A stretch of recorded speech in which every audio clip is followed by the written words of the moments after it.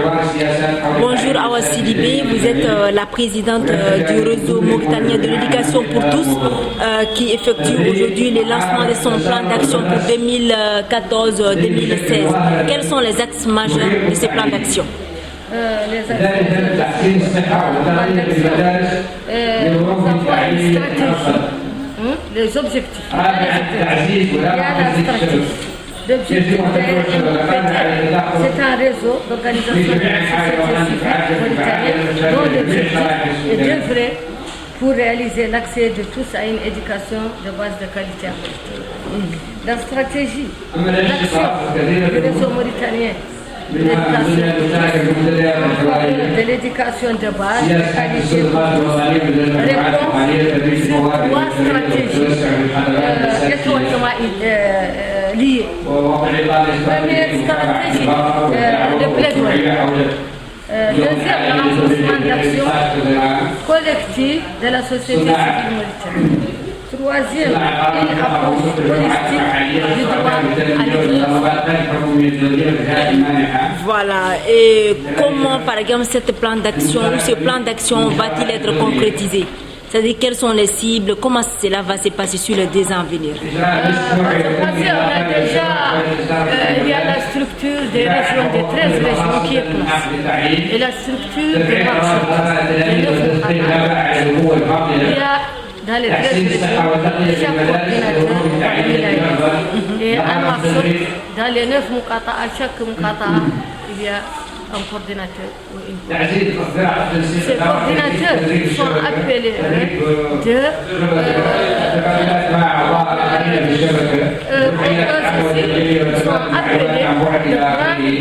des représentants. Par exemple, si on dit chaque zone la coordinatrice doit prendre quelqu'un qui va savoir combien d'écoles il y a dans la mukata. Donc vous avez mis un accent majeur à travers ce plan sur la décentralisation. Oui, sur la décentralisation. Parce qu'une seule main n'applaudit pas. Si nous sommes en réseau, nous sommes ensemble et nous devons travailler concrètement et sérieusement, le tout doit être décentralisé. Donc le plan d'action que nous avons, on a invité plus de 108 parmi les ministres, les ambassades, les directeurs de banque, toutes les bonnes volontés. Et on va retourner pour déposer encore des plans d'action, des bonnes volontés on ne peut pas tout avoir. Mais par exemple, si on trouve la région par exemple, si on trouve pour la région du Volta-Tarbi, du Volta-Sahel, le coordinateur va s'occuper. Déjà, il est en place. Et ça ne l'empêche pas de travailler. Parce qu'il va travailler. Parce que nous, notre objectif, c'est arriver à nos réalisations. Qui sont par exemple la sensibilisation, qui sont par exemple le plaidoyer, qui sont par exemple le porte-à-porte pour faire entendre aux gens que l'éducation, quelqu'un qui n'est pas éduqué, ou bien que c'est parce qu'on a perdu nos cultures et nos valeurs, parce que les gens n'apprennent plus. Les enfants de bas âge apprennent le Coran d'abord, et s'ils terminent le Coran, ils partent à l'école. Mais tout ça, ça n'existe plus. Ce qui existe maintenant, mon enfant, il a 1 an, il va m'aider pour aller faire vendre des balbastiques ou bien pour aller faire quelque chose. Ma fille, elle a 9 ans, je vais la faire. Ça, c'est beaucoup plus à l'intérieur du pays où peut-être les gens n'ont pas. Oui, c'est beaucoup plus. On veut aller. C'est pour cela que nous avons décentralisé pour que les gens partent au fond. Pour que les gens entendent que laisser sa fille aller à l'école, c'est plus mieux que de prendre sa fille à 9 ans, la faire marier. Sacrifier son avenir.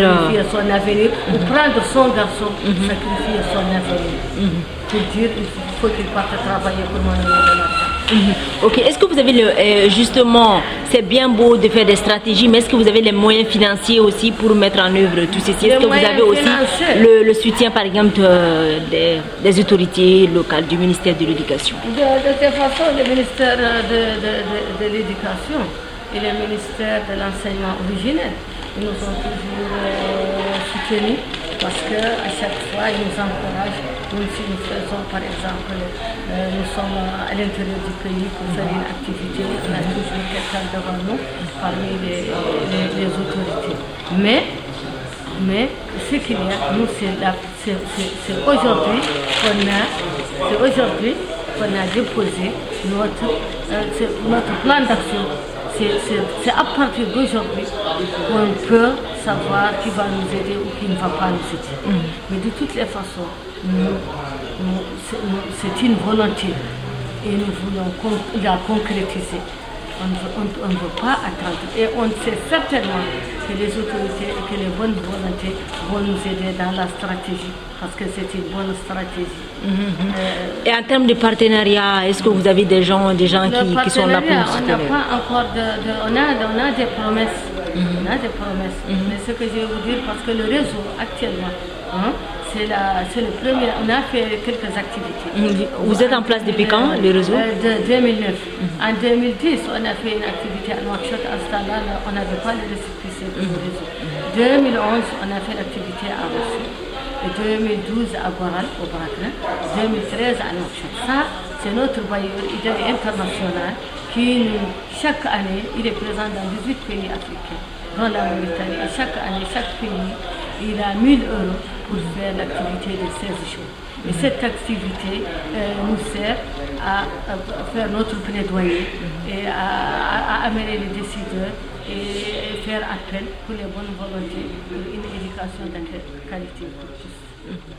Chaque 16 jours.